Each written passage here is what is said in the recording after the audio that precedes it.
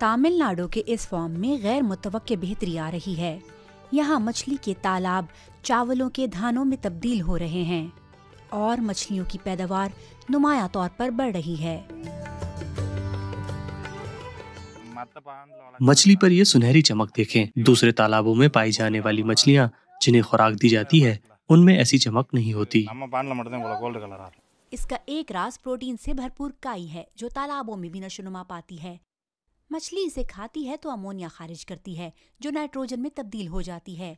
यही चावल के फलने फूलने में अहम किरदार अदा करती है।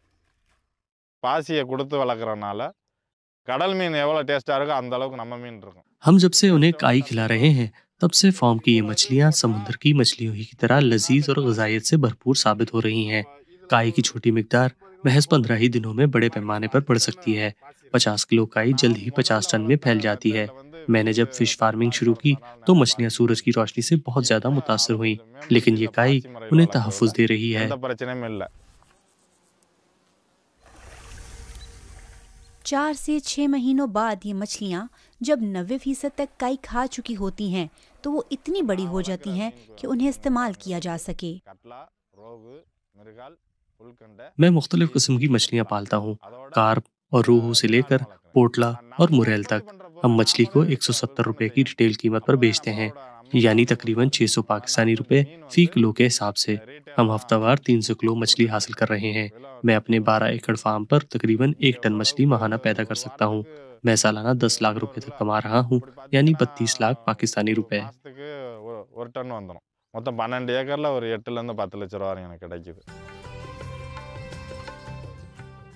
पुनैया का तरीकाकार मुकम्मल तौर पर नामे आती है।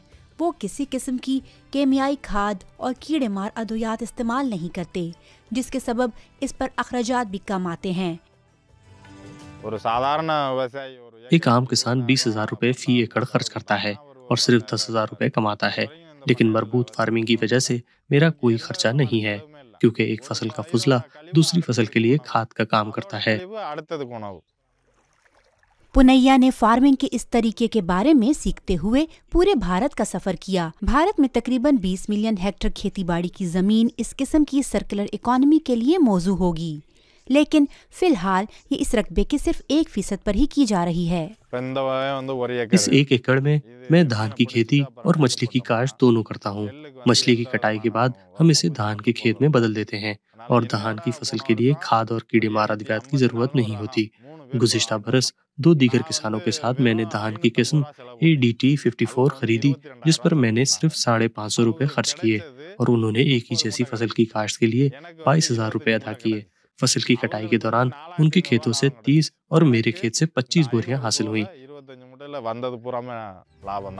पैदावार ज्यादा और लागत कम।